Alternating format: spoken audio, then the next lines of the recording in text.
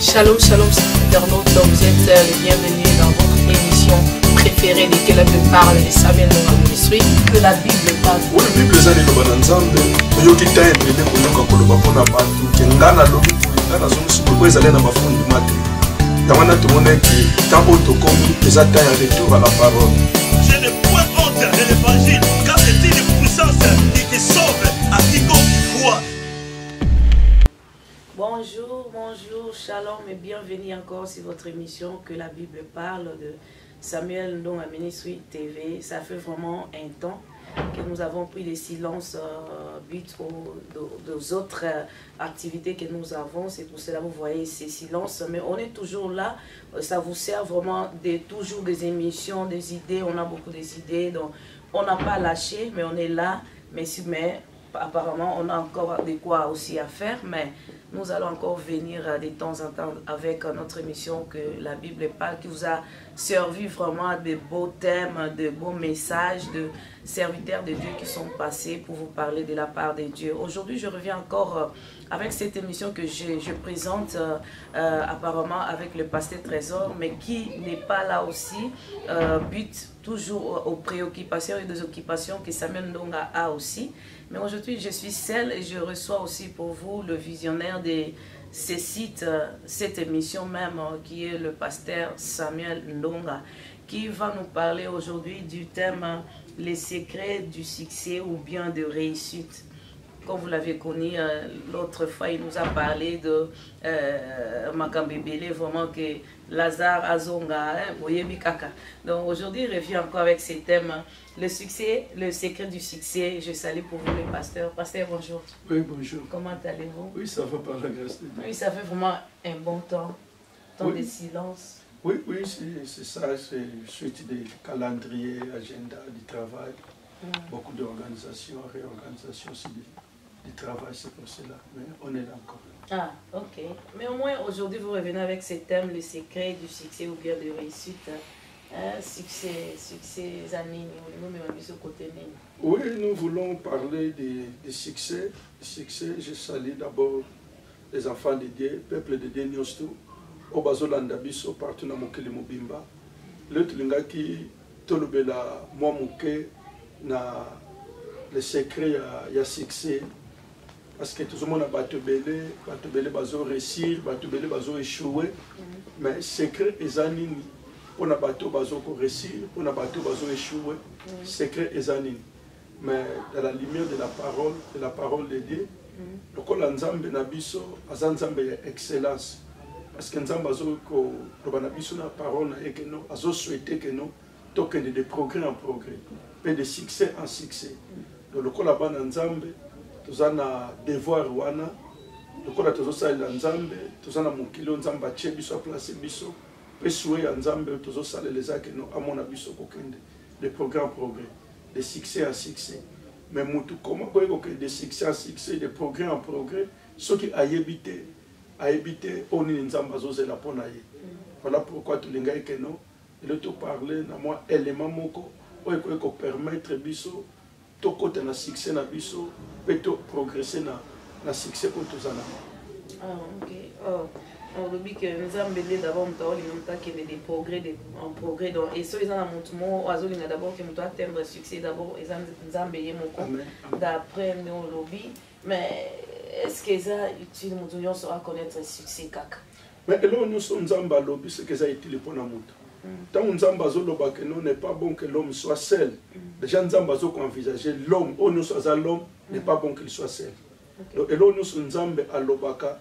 Ezate pour la catégorie ya bâtiment ou bien souhait ya Nzambe ezasoka lobi liloba na ye o mutu nyonso surtout o ya lingi atosa liloba na Nzambe a bénéficier na Nzambe lobi le souhait ya réussite ya Nzambe eza réservé na catégorie mo ya batu te eza pour na batu nyonso o Nzambe akela na mokili awawa o bazo croire na commandement na ye que non amona bango que de progrès peu de succès en succès. Ok, d'accord, mais le bel sur le succès, alors comment est-ce que le secret nini on t'a utilisé pour qu'on ait un succès? Oui, merci. Dès la haute loba, dans le juste que nous, les lotos partager quelques éléments moko oyo permettre biso et permettre biso que non mutu nyonso tu oyo akolanda biso bipai nyonso azolanda biso ame comprendre ka kozwa idée quand Dieu parle que non mutu akende de progrès en progrès, de succès en succès et clé nango evandi wapi parce que clé ndenge eza wana fongola mutu nyonso soki aloti ndoto be bayebisi tomoni nzambe azopesa yo baclé akende mbala moko que non Dieu me donne des clés pour ouvrir. Mais au contraire, les clés, c'est pour ouvrir et c'est pour fermer. Nous sommes à une clé, et il faut y avoir une pêche profonde, une pêche pour okanga. Donc c'est ça donc le grand problème. Bananzambe belé, ceux qui vont essayer que non, là tout le monde nzamba pêche aux clés, alors que directement Dieu me donne des clés pour ouvrir. Il y a des clés aussi pour fermer. Il y a un pour mutu akende na succès, pour mutu akende progrès en progrès, il faut comprendre quelques clés. Il y a un linga qui, dans Jean chapitre 2. Dans verset 5. Jean chapitre 2, verset 5. Et ça, histoire où il y a Sutoyebi, il y a noce de Cana. Christ miracle banda qui n'a noté. Jésus n'a pas miracle, il était invité à la fête, il y a noce de Cana. Azala qui invité comme tous les invités. Mais tant que comme une fête et l'autre tu remarqué que non, 20 ici na fête wana. Mais souvent la tête si oyo et l'autre tu arrêté na kamingi et ça transformation ya maille comme une 20. Mais lelo na lingaki na utilisant na clé de succès. Comme ce rosala au contraire na pensée auto mesana nango. Mais pour na pensée centrale ya makamuno selo maka awa Yesu l'invité la transformation, il y a maille comme qui n'a fait. Mais, tu utilises un succès pourquoi? Le succès, tu utilises dans verset 5. Sa mère dit au serviteur, faites ce qu'il vous dira. Clé à succès, clé à progrès, la vie à Montignon surtout, se trouve dans l'instruction.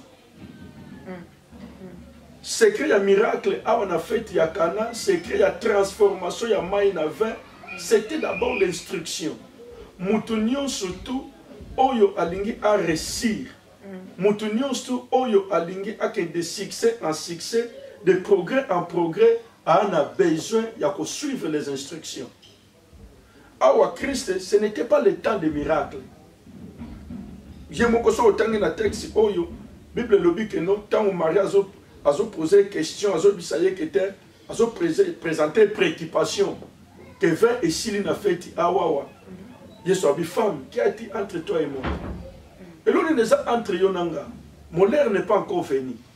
Mais Marie a discuté avec le maître, parce qu'elle a dit que le maître va discuter avec elle. Elle se retire, il n'y a pas de maître, il n'y a pas de serviteur, malgré. Et ça qui demande à Christ, ce n'était pas les demandes à maître. Mais Marie a yebisi bango, a lobi que non, a yebisi, dit au serviteur, faites ce qu'il vous dira.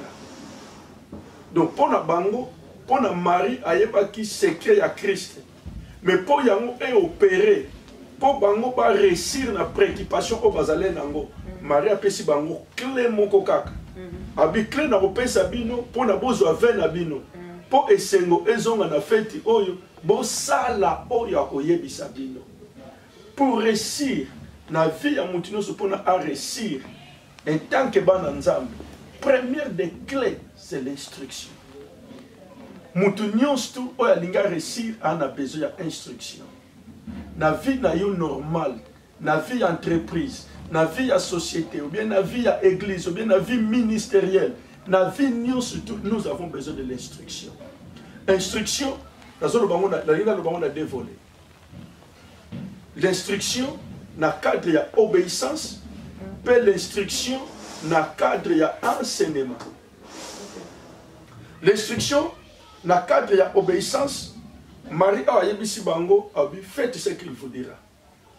Nde siko batwana ba retourner regard ba ki pa ya maître.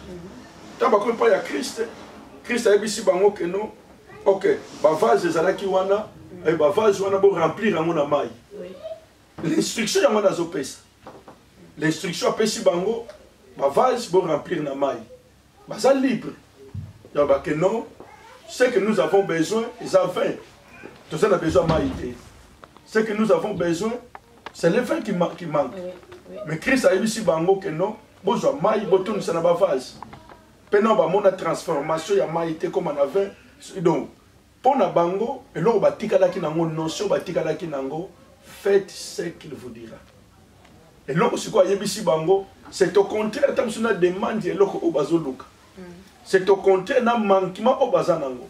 Tant que nous avons coupé de l'argent, soit tu veux coupé de bango, ça rentre bien à marché, mais ce qu'il vous dira, pour remplir ma vase. L'instruction dans le domaine de l'obéissance. Il donne l'instruction. Moutounio so oya lingi à réussir. Moutounio so lingi à succès. Premier secret c'est d'abord de suivre l'instruction. L'instruction premièrement dans le cadre de l'obéissance. Moi dans Nzambe nyo surtout oya lingi kende musika na Nzambe. On a besoin à vivre l'instruction, à obéir l'instruction. Na pesa biso élément mususu. Les prêtres 10. Christ a zotambola. Tant que vous parlez de Christ, maître, est-ce que vous avez dit sabiso? Ah oui, je l'ai fait. Mais, Aïbisi Bango a imposé Bango ma bon côté. Toujours dans le cadre de l'instruction. A imposé Bango ma bon côté, mais Aïbisi Bango que non. Beaucoup ne pas de sacrificateur, beaucoup ne pas de offrande, beaucoup ne se présenter pas na Bango. Bah toi na bazala qui libre, bah que non. Christ, pour la Christ, il faut l'imposition de main. Babi qui n'a noté, l'être était encore là, mais basu confiance, basu obéissance dans l'instruction. Après qui bango, ba kende pas ba sacrificateur. Tant ba obéir na instruction, ba bandi ko kende au cours de chemin, ba remarquer que nous babi qui. L'être na bango sili. Donc toute personne, oya lingi ko réussir, azan a besoin à suivre l'instruction du maître. Première démarche, c'est l'instruction. L'instruction a dans lobby, premièrement dans le cadre de l'obéissance. Oui. Christ a lobby dans Matthieu chapitre 11. Matthieu chapitre 11, dans verset 29. Dans verset 28, venez à moi, vous tous qui êtes chargés et fatigués, je vous donnerai du repos. Wana yango bi place to yebi biso nyonso bi place to lingaka mingi yangwana. Mais tantôt comme dans verset 29 alobi prenez mon instruction. Bozwa instruction nanga. Boye ko la bi pa ngai nga oyo naza doux de cœur pe humble. Nde bokozwa repos na ba âme na bino.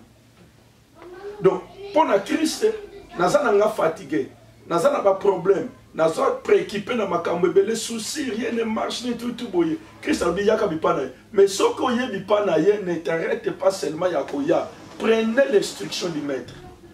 Pour nous réussir, on a besoin d'instruction du maître. Enseignement, dans le langage de prenez mon enseignement. Donc dans le premier volet, l'instruction comme étant l'obéissance à la parole, à l'ordre du maître. C'est la première clé. Mais deuxièmement, dans le cadre de l'instruction, la ligne de a volé, il y a enseignement. Dans la vie de Moutino, ceux qui ont bloqué un peuple dans l'épanouissement. Ceux qui ont bloqué une nation dans l'épanouissement, ou bien dans le succès dans Bango, bloqué dans l'enseignement. Batunion, c'est au bazar privé dans l'enseignement, bazar privé dans le succès dans Bango. Moutino, c'est au bazar privé dans l'instruction. À ça privé dans l'épanouissement. L'un des clés où ils ont permettre biso to kota na héritage na biso to kota na épanouissement na biso to fongwama. Nous avons besoin de l'instruction. Donc on annonce des canaux. Peut-être les démarches c'est au contraire na au bango bazana ngo besoin. Mais Maria Lobi faites ce qu'il vous dira. Et là ici bango besoin mai botondisa. Baza libre. Ya ba kino na to monate mai ba tena ba vase échanger. C'est une nouvelle expérience. Mais pour nous aller dans choix, il fallait obéir. Les prix, il faut passer quelques jours, il y a purification, il faut mettre ici bango, la limi, la ligne na ngabobika. Mais beaucoup se présenter par les sacrificateurs. Bon, mais maintenant offrande. Au cours des chemins, suivre l'instruction après ici bango. Au cours des chemins, ndé bango ba moni miracle na bango. Donc moi dans Nzambe nyonso, oyazo zela épanouissement moko, oyazo c'est la succès moko boye, suivre l'instruction du maître. L'instruction dans lobby, dans les domaines, il y a obéissance, l'instruction dans les domaines d'enseignement. Souvent, les lots, beaucoup, c'est la succès.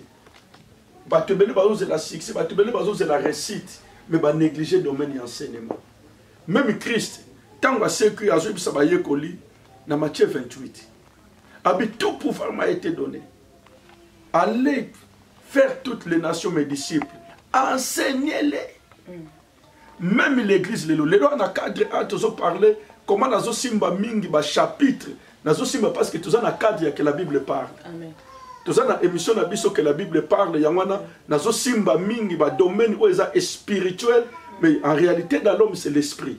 Ce qui est esprit a muteza instruit et qu'autinda nature na ye peut échanger et autinda révolution mo benavi na ye. Christ a dit que nous secret ya transformation ya mutu. Secret ya progrès ya mutu pour mutu amona miracle pour mutu a changer vie na ye. A dit que nous enseignez-les. Tant que ban ensemble, tant que l'église, tant que peuple de Dieu, soit tout le monde a épanouissement, tout le monde a progrès, tout le monde a succès, de suivre l'instruction. L'instruction dans les domaines de l'obéissance et l'instruction dans les domaines de l'enseignement. Amen. Amen, pasteur. Dans le lobby, l'instruction, ils ont un pas de gosse, une fois ça là. Mais est-ce que ils ont peine à parce que tu es bien instruit. Comment peine à instruit, alors d'abord bon enseignement et à obéissance. Mais le succès semble encore être difficile. Ni malgré instruction, mais qu'on bloque encore le succès. Non, mais le problème est que dans la lumière de la parole, batunions tout. Batunions tout, tout ça. Peu besoin d'enseignement, d'obéissance, parce que toujours dans la récite. Tant que le problème, c'est la question du temps. Moutazo zela. Le problème est qu'il y a récite, il y a succès. Souvent, il y a succès que non. Tout en termes ministériels. Moutimuso à cause de là, il y a 10 000 personnes. À gérer l'église, il y a 10 personnes. Batbazo Kansakeno, il y a un succès par rapport à Moutou à gérer 10 personnes. Mais ceux qui n'zamba loba que Moutou a 20 000 personnes. Ceux qui n'a 10 000, il y a un succès. Mais Moussou Baloba que non, à 10, c'est pas Kokisi 10, il y a un succès au Nzamba à Kanaponaye. Succès, c'est l'accomplissement total, il y a volonté parfaite, il y a Nzambe na vie na yo. Donc, volonté... on va déterminer que mon toit a un succès, mais c'est par rapport d'abord à Dieu. À Dieu. Est-ce que mon toit comme un but na comme une but na atteindre objectif, atteindre ma cam on Nzambe na kele la yi. Il y a un toujours touché dans le domaine de l'obéissance. Souvent, dans la vie normale, il y a besoin d'obéir. Mais le véritable succès, c'est à réaliser volonté parfaite de Nzambe na vie na ye. Amona kete non, Nzambe a tenu que non mutu vraiment yazo vivre succès total. Donc c'est que ndeka Bible lobby que penser en Nzambe à battre parce que ndeka tolo ba idée ils ont matanga, je prends même l'exemple de grand Moïse. Hein, la plupart des gens tolo ba OK, Moïse il est a réussir la mission naï. Moïse était parce que quoi a désobéi ça dans le désert, dans la place il à l'oba à Beta. Donc ça aussi c'est parce que mon oiseau voit que succès ça par rapport à Naïe mais pas par rapport à Nzambe. C'est ça aussi ou non mais on a partagé la vision, il y a Moïse n'a volé on a penza comme tel parce que si c'est que la Bible parle. Oui. On a un élément extérieur de la vision. Oui. Parce que tant Nzamba benga Moïse, il s'est dit na bengi yo po obimisa peuple dans l'Égypte. OK. Nzamba s'arrêta ki wana. C'est ça. Donc o eya ki na parcours, ce qui Nzamba loba ki ne bandeli kino na bengi yo obimisa bango po mema bango na okene kota bango na kana. Malgré ça, il y a kota parce que Dieu ne se contredit jamais. Mais pas à Moïse, alors qui n'a pas précisément na bengi yo po libérer peuple na Israël na Égypte. Tant qu'il n'y a pas Josué, mon serviteur Moïse est mort, toi lève-toi pour faire entrer mon peuple. Donc on a une complémentarité, un élément extérieur de la vision. Makambo to kuta na cours de chemin. Non pas bêta qui défend la libanga, il fallait loba et tout. Mais ce sont des éléments extérieurs de la vision. Donc la ligne vraiment nazana Dans l'instruction, bimisa. Bimisa bango. Oh, c'est ce qu'il a fait. Yango salaki. Donc il a réussi. Yango prévané que non. Dans le livre Yagid, ange na Satan ba wela kinzota Moïse. Ange Michael abima bimisa épée. Signe de l'autorité pour récupérer nzota Moïse. Quelqu'un qui a échoué, ange va défendre yete. Ok. Tous on a l'instruction, tous on a na secret et à succès. Ni yango moto so ko utiliser. Yango na lobeki lelo na lingaki to vanda na instruction. Instruction na l'obéissance na l'instruction na enseignement. Même Christ, même l'église primitive, bazolo bakeno ba demeura qui enseignement. Même une nation pour na bakende musika, une nation pour ba fonga. Oui, même ceux qui mutaza instruit. Mutu so kaza bien enseigné, il y a des portes comme fonga automatique. Talaka na vie autoza na vie normale, quelqu'un qui est bien instruit, mutu aza bien enseigné, en mathématiques à certains niveaux, même à niveau il y a des études. A comment ressentir que nos portes monsieur comme fonga automatique, sans que force sango. Yango no moni ba na temps ya colonisation et là ba no sala effort ko stopper batu na niveau moko tam susu moyen be na niveau moko yase. Pour bien que nous so bateau ba mati ba ko découvrir connaissance, bateau so ba mati ba porte mo ba ozwa bo fonga mi moko boye ba koma ko découvrir makambo susu oyo ba ko astu tam susu ko se soumettre te. Yamana eza important pour na to éveiller peuple mo boye, toi na besoin ko enseigner bango. Yango moni même nzamba zoloba, mon peuple périt par manque de connaissance. Quelqu'un qui manque l'instruction, il manque la connaissance. Batu bazo kufa lelo, batu bazo souffrir lelo, parce que bazo na manque ya connaissance. Nzambe na trône pas ya vanda azo regretter. Oyo nzamba azo regretter batu amukilité, azo regretter peuple na ye parce qu'il va manquer connaissance. Ils ont manqué l'enseignement. Amen. Amen pasteur. Siko ndeni muto asala, muto azana besoin de succès.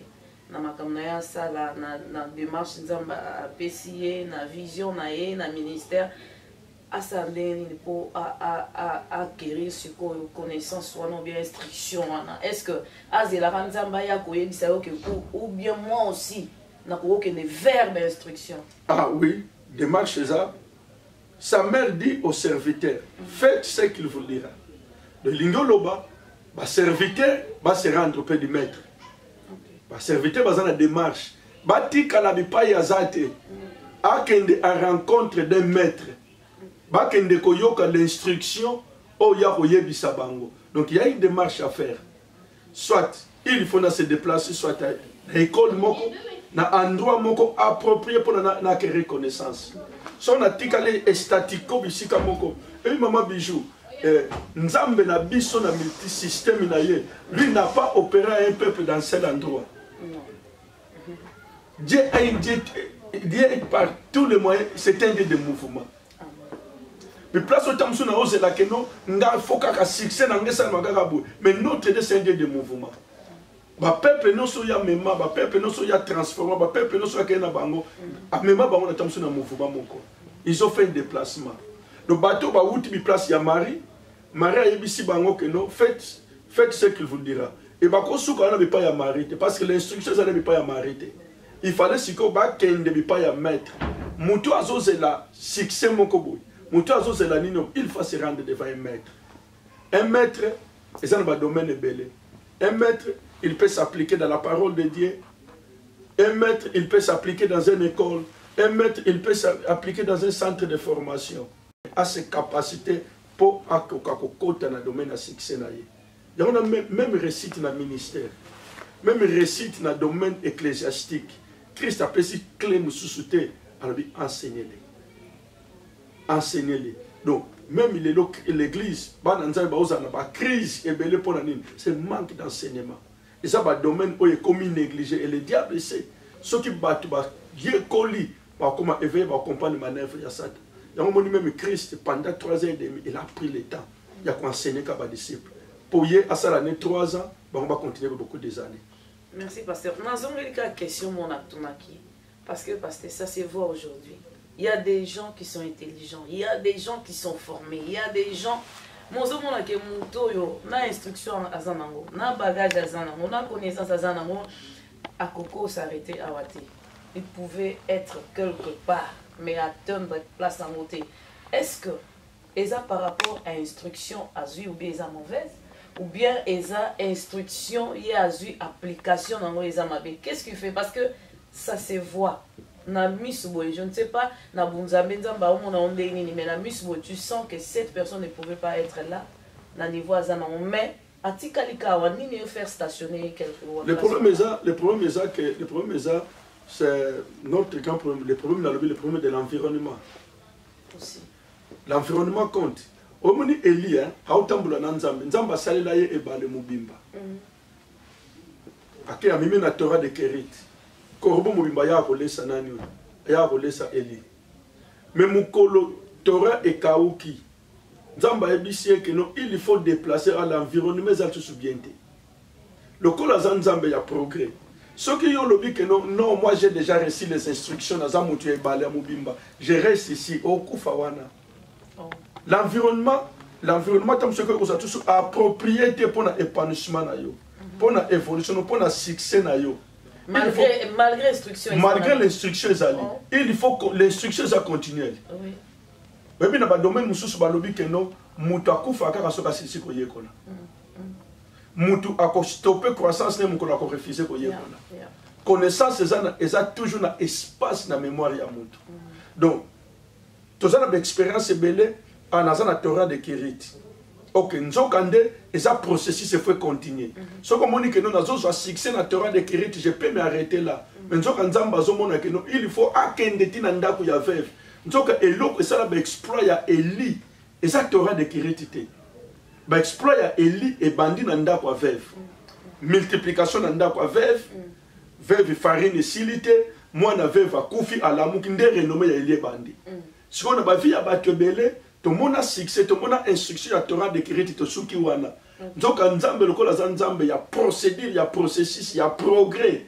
Il veut nous voir de progrès en progrès et de succès en succès. La Torah de Kérit, c'est ça qu'il y a bénéficié. Histoire est au Il faut qu'on mette dans la veuve, l'histoire est bandolo. Vrai succès, c'est comme nous, so batu ba comme lobilango. Ba successeur ba comme lobila succès na yo.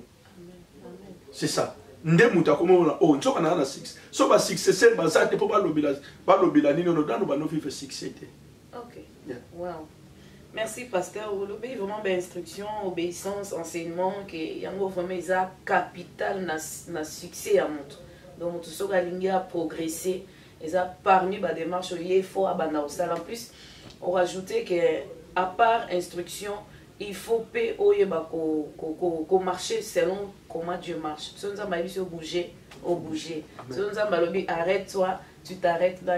Vraiment, et ça, il y a un blocage, malgré bagage, malgré instruction, malgré bâton, mais ceux qui ont bougé, c'est selon Nzambe. Donc je suis aussi freiné dans la vision, dans la succès. Mais est-ce que les gens ont parce que tu as comme un souka? Oui, les gens qui ont biso na makambo oyoyo.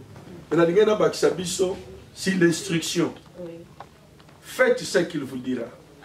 Oui, mais dans un grand général, dans la Bible, il y a raté miracle pour l'instruction. Comment il y a que suivre les instructions? Il est déjà lépré. Malgré qu'il était général, mais il était lépré.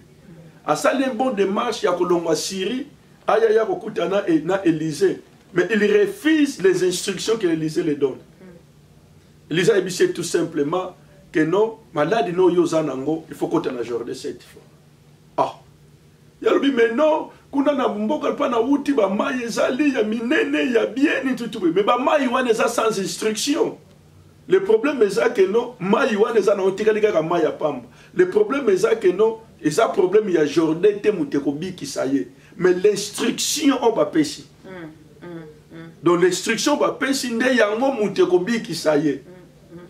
Yazo se référer à la qualité à Bamaï, mais ne se réfère pas des instructions. De ma serviteur, à 5 euros à ma casité. À 5 euros à ma casité. Ce que c'est un yosokini, à 5 euros sokini. Fais d'abord, fais au yasali. Lorsqu'il a obéi, résultat, il y a moi mon acquis. Les préqués. À comment il y a prééquipé, on appelle ça yonin. Il disait, l'obité, nous en avons besoin. Donc le problème est aux anango, faites ce qu'il vous dira. Amen. Toujours c'est le miracle Nabiso. Faites ce qu'il vous dira. L'instruction, dans le cadre de l'obéissance, l'instruction dans le cadre de l'enseignement. Merci, pasteur. Parce que malgré votre absence, vous avez encore une nouvelle chose. Et je pense bien que l'internaute fait. Est-ce que vous avez encore un mot de la fin? Non, merci. Parce que ça fait longtemps. Non, tu as satisfaire pour servir Bananzambe. Les lotos landakaka, faites ce qu'il vous dira. C'est l'instruction. Mais nous sommes là de retour, tous de temps en temps, ensemble dans l'équipe Nabiso. On est toujours ensemble. Bananzambe, chaque fois, ceux qui ont mon absence, bakate, bandaraboye, balembi, bakatani, bapanzani, mais on est toujours là ensemble. Samuel Ndonga Ministry, c'est une famille, c'est une force. On est toujours là ensemble pour servir le peuple de Dieu. De temps en temps, Rosalawana, tu saluer le passé trésor qui est encore dans le service. Équipe Nyonstou, Samuel Ndonga Ministry, on est encore là, tous toujours unis, forts, pour continuer à servir les internautes. Faites ce qu'il vous dira.